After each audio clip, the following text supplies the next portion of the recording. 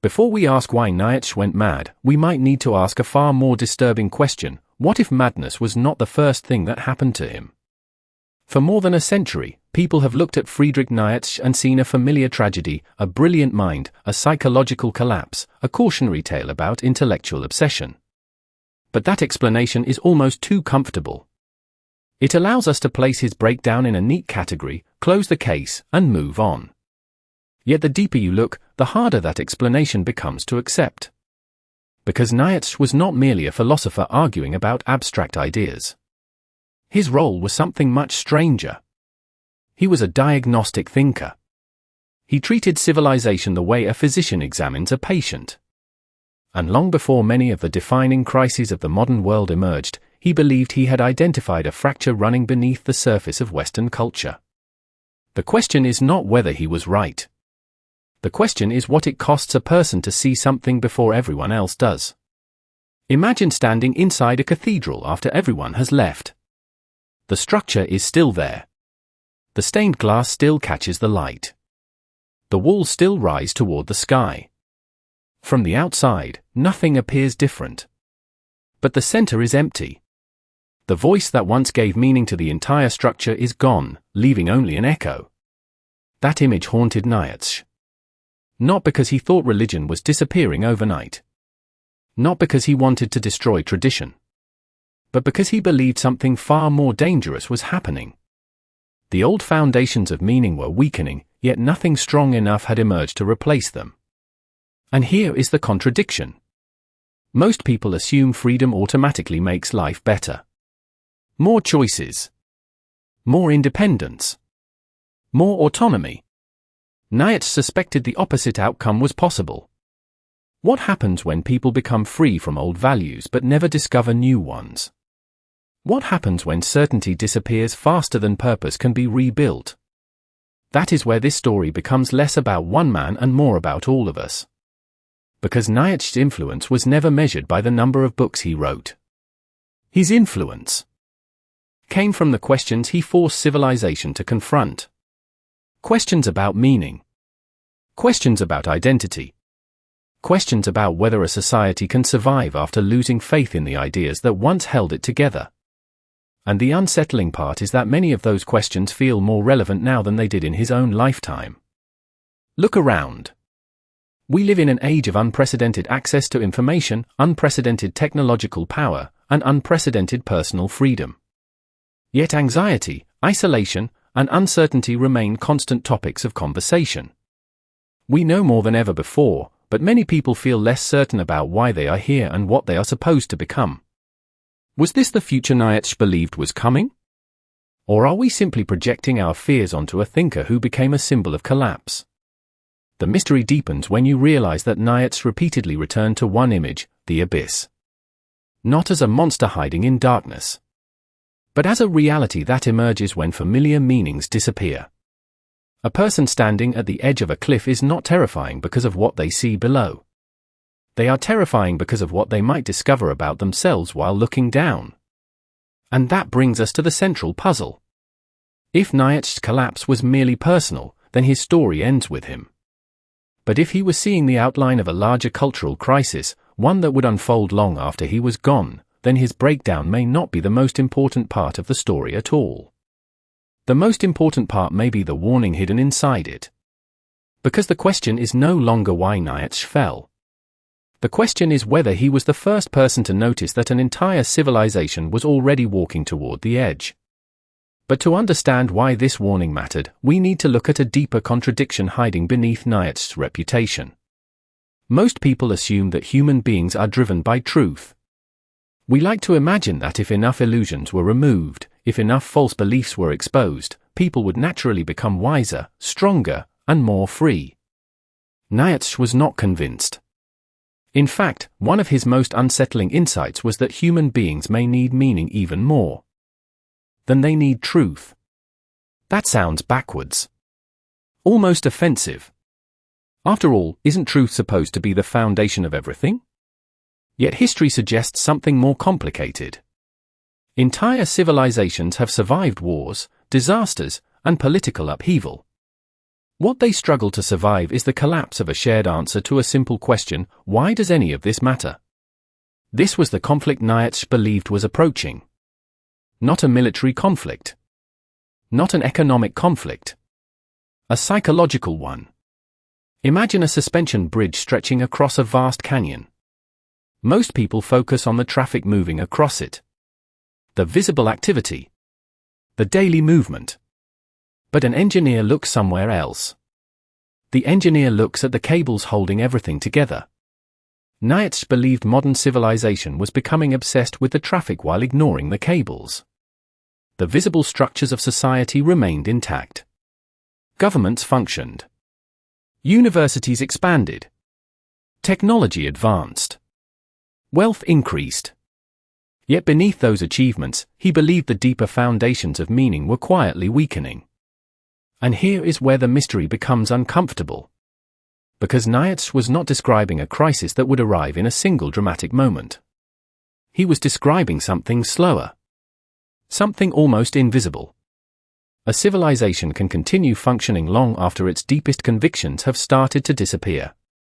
That is why one of the most powerful memory fragments in his philosophy is not a battlefield, a revolution, or a fallen empire. It is an empty cathedral. The building still stands. The architecture remains magnificent. People still walk past it every day. But the center has gone silent. The contradiction is obvious once you see it. The more modern society mastered the external world, the less certain it became about the internal one. More knowledge. Less certainty. More connection. More loneliness. More options. More confusion. Nietzsche was among the first thinkers to notice this paradox emerging at scale. And that raises another disturbing possibility. What if his greatest contribution was not predicting specific events? What if he was identifying a pattern? A pattern that repeats whenever old values collapse faster than new values can be created. Because for Nietzsche, the danger was never simply disbelief. The danger was the vacuum that follows. Nature hates a vacuum. So do human beings. When meaning disappears, something else eventually rushes in to replace it. Ideologies. Tribal identities. Political myths. Obsessions. Escapism. The specific form changes. The underlying mechanism remains the same. And this is where the image of the abyss becomes more than a metaphor. Most people think the abyss represents darkness. Nietzsche's insight was more unsettling.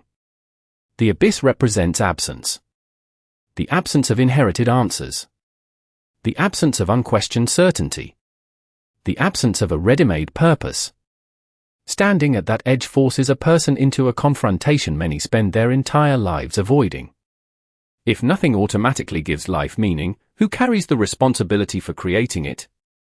That question transformed Nietzsche from a philosopher into something closer to a cultural diagnostician. He was not merely criticizing old beliefs. He was trying to understand what kind of human being could survive after them.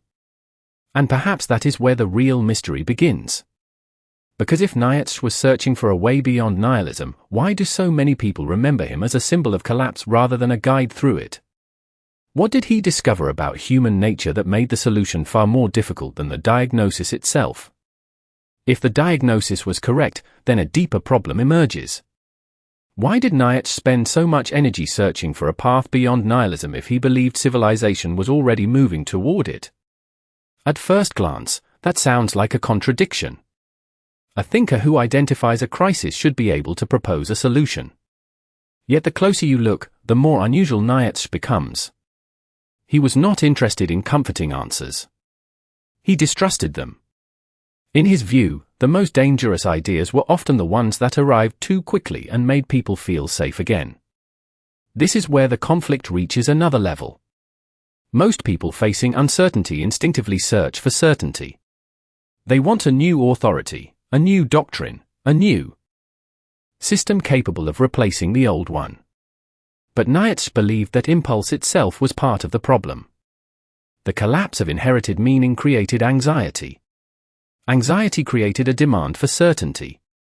And certainty often created new forms of dependence. The cycle repeated. Different symbols. Different institutions.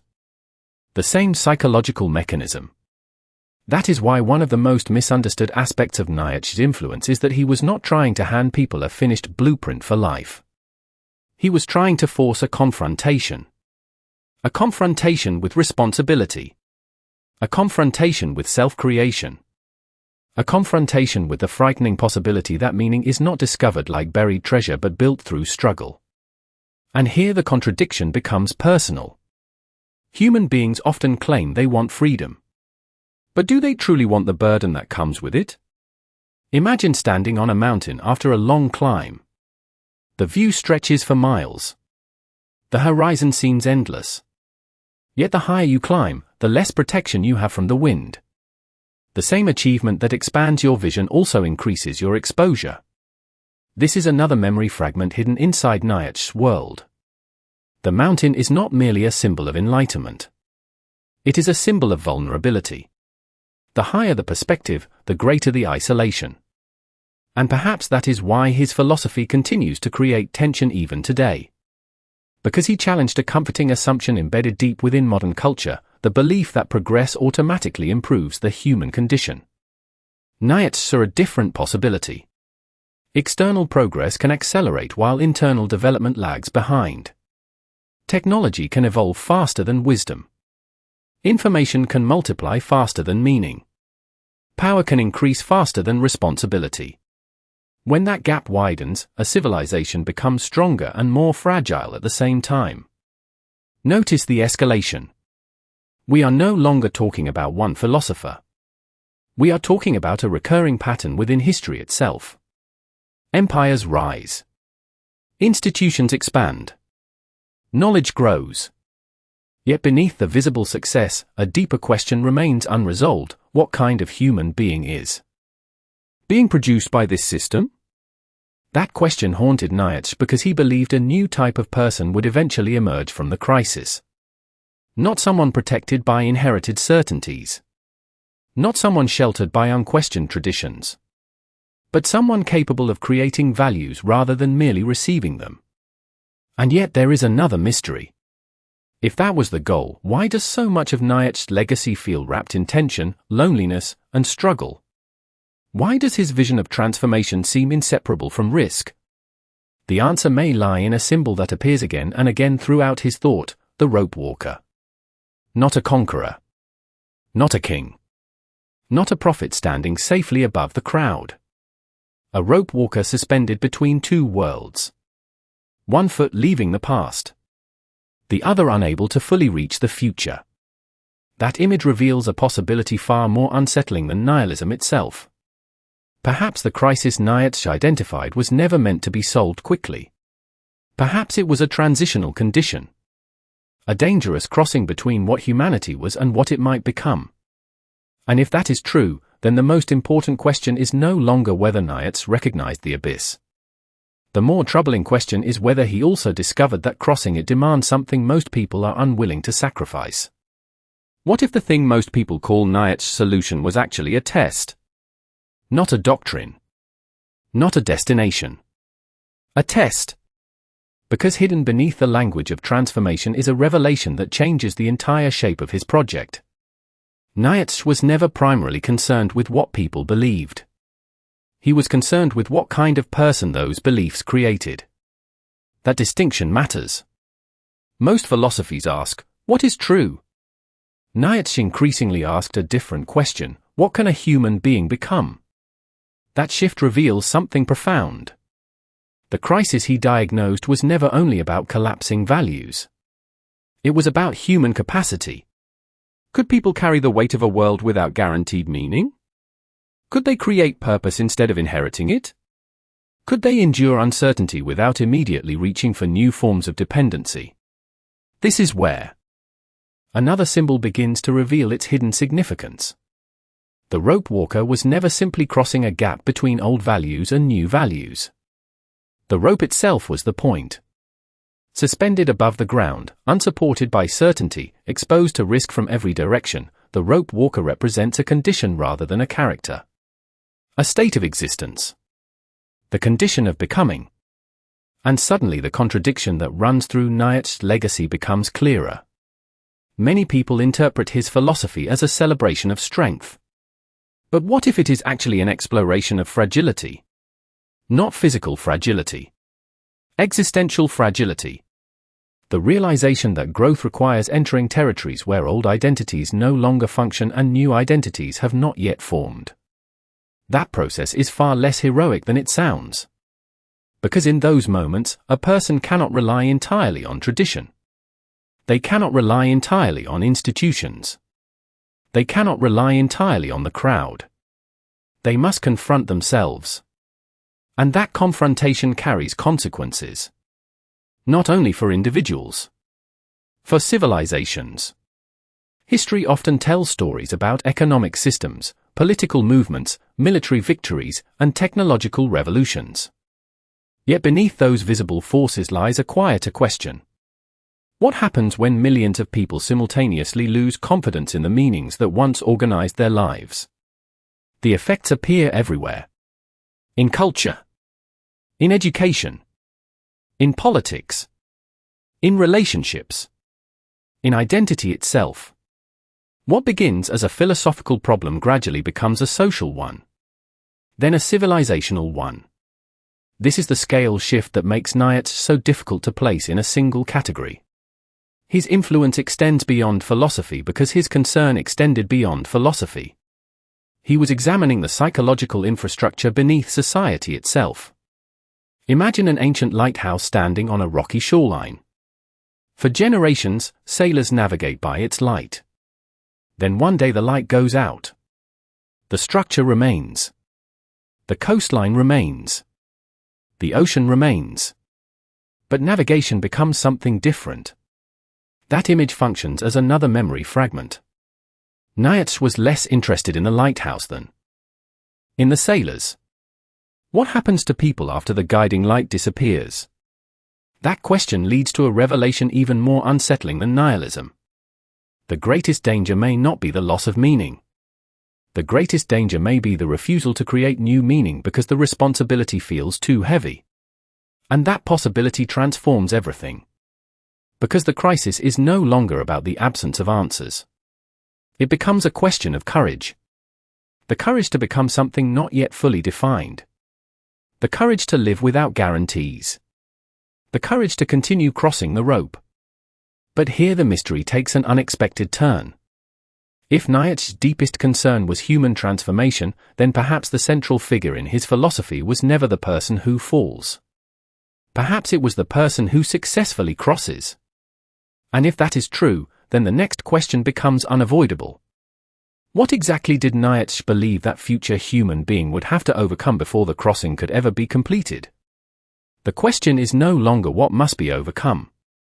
The question is why overcoming is necessary in the first place. And this is where the deepest layer of Nietzsche's thought begins to emerge. Many people assume his philosophy revolves around power. Others believe it revolves around rebellion. Some reduce it to individualism. But beneath all of those interpretations lies a far more fundamental insight. Nietzsche believed the greatest struggle is not between one person and another. It is between a human being and the temptation to remain unfinished. That is the revelation. The crisis he identified was never simply the collapse of old values. The collapse was only the beginning. The real challenge begins afterward, when a person can no longer rely on inherited meaning and must decide whether to create meaning consciously. This changes everything. Because the central conflict is no longer external. It becomes internal.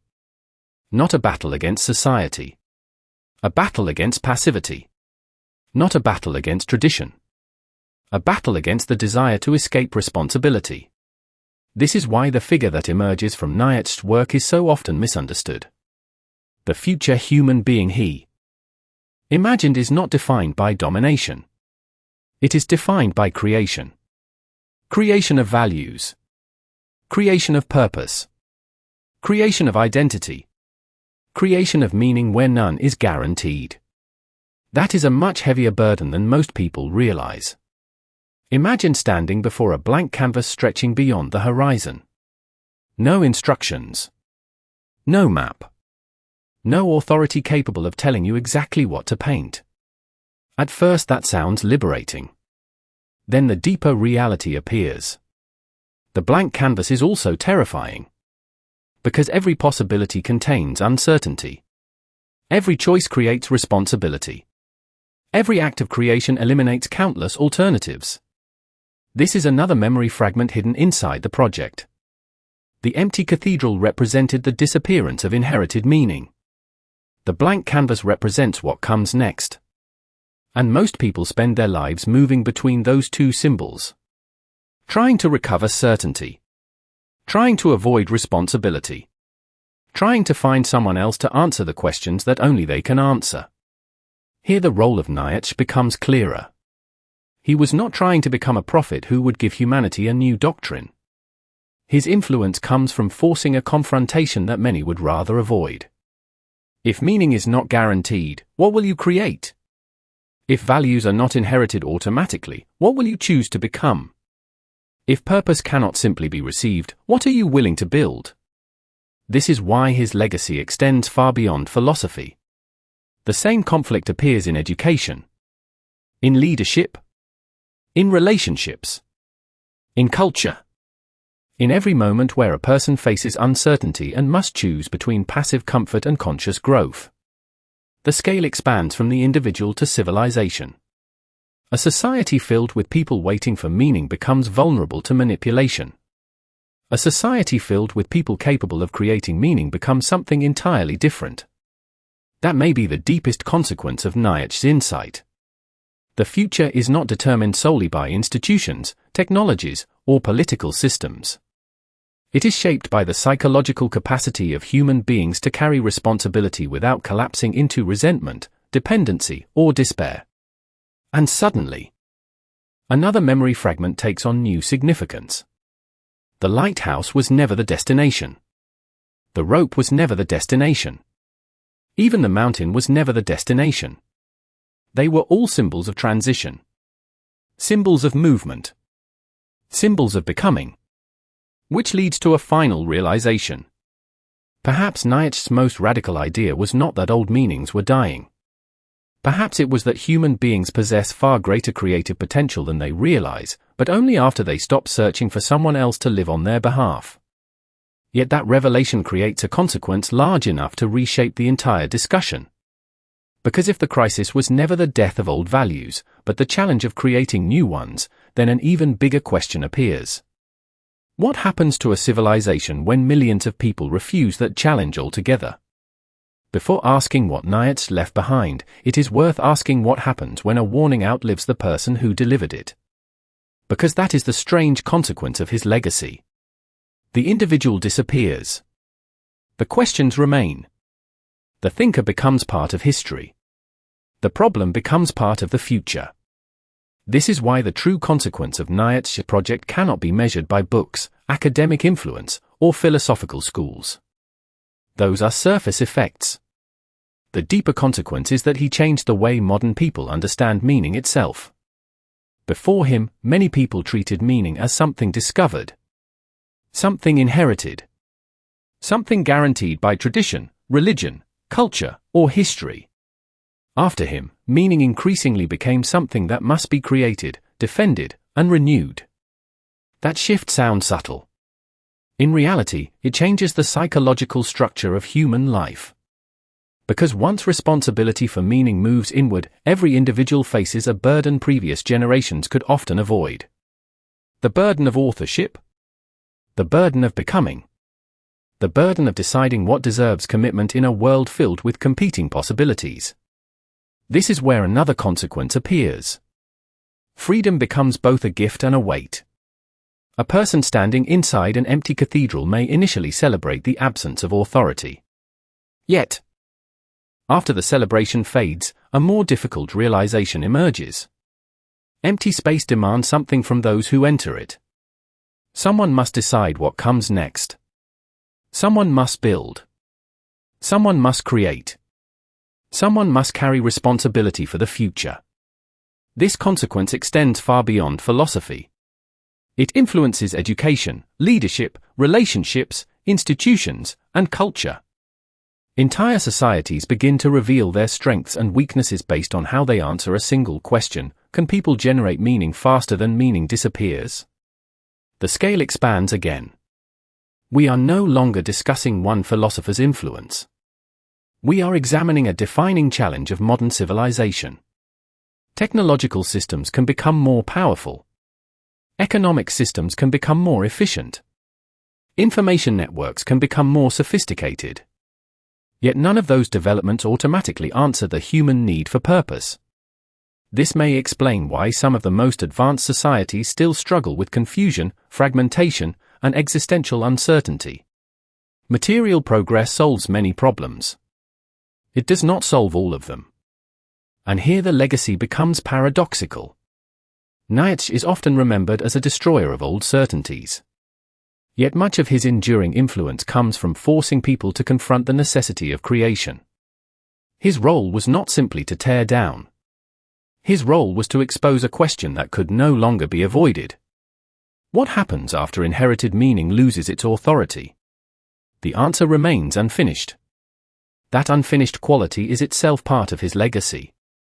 A completed doctrine would eventually become another system of dependence. An open challenge continues generating thought across generations. This is why the strongest memory fragments associated with his world are not monuments of arrival. They are symbols of transition. The empty cathedral. The mountain summit exposed to the wind. The lighthouse whose light has vanished. The rope stretched above the abyss. Every image points toward the same reality. Human beings are not standing at a destination. They are standing in a crossing. And perhaps that explains why the mystery surrounding Nietzsche has never disappeared. His influence persists because the condition he described still feels familiar. The questions remain active. The tension remains unresolved. The crossing remains incomplete. Which leads to a final paradox that may be even more important than anything he actually wrote. If the greatest challenge facing humanity is not survival but the creation of meaning, then why do so many people continue searching for certainty when the deeper task may be learning how to live without it? And if that search for certainty is itself part of the problem, what would it mean to finally step beyond it? Perhaps that is why this story continues to resonate long after the historical details have faded into the background. Not because it provides certainty. Not because it delivers a final answer. But because it forces us to confront a possibility that remains deeply relevant in every generation. The most important struggles in human life may not be external at all. They may take place in the invisible space between what we inherit and what we choose to become. Seen from that perspective, the central figure in this story is no longer a philosopher, a thinker, or even a symbol of intellectual courage. It becomes the human being standing at a threshold. The human being inside the empty cathedral. The human being looking out from the mountain summit. The human being walking the rope stretched above the abyss. These memory fragments endure because they describe something universal. Every generation inherits structures built by those who came before. Languages. Traditions. Institutions. Beliefs. Yet no generation can live entirely on inheritance. Sooner or later, every society reaches a moment when it must decide whether it is merely preserving meaning or actively creating it. That decision shapes more than culture. It shapes character. It shapes the stories people tell themselves. It shapes the future they believe is possible. This may be the deepest legacy left behind. Not a system of thought, but a challenge. A challenge that remains unresolved because it belongs to the human condition itself. There is something profoundly unsettling about realizing that no philosophy, no institution, and no historical achievement can permanently remove the burden of becoming. Every answer eventually becomes another starting point. Every generation eventually inherits questions it did not choose. Every individual eventually encounters moments where no authority can provide complete guidance. In those moments, the question becomes intensely personal. What kind of person emerges when certainty is unavailable? What kind of character forms when responsibility cannot be delegated? What kind of future becomes possible when meaning is treated not as a possession but as a practice? The reason these questions continue to matter is that they extend far beyond one era. They belong equally to a world of algorithms, global networks, artificial intelligence, and constant information. Technology can transform how people communicate. It cannot decide what is worth communicating. Systems can increase efficiency. They cannot determine purpose. Knowledge can expand almost without limit. Yet the question of how to live remains stubbornly human. That is why the strongest image is perhaps not the abyss itself, but the crossing. Not the fall, but the act of moving forward despite uncertainty. Not the disappearance of old lights, but the decision to continue navigating after they are gone. Somewhere in the distance stands the silent cathedral. Somewhere behind us rises the mountain. Somewhere along the shoreline, the lighthouse remains dark. And suspended between what was and what might be, the rope still stretches forward. Perhaps the enduring significance of this story is not that one man saw something others missed. Perhaps it is that he recognized a condition every human being eventually faces. The moment when inherited answers become insufficient and a deeper responsibility begins. And maybe the most important question is not whether he was right about the future. Maybe the more difficult question is this: when the familiar lights fade, and no certainty remains to guide us, what is it within a human being that still chooses to take the next step?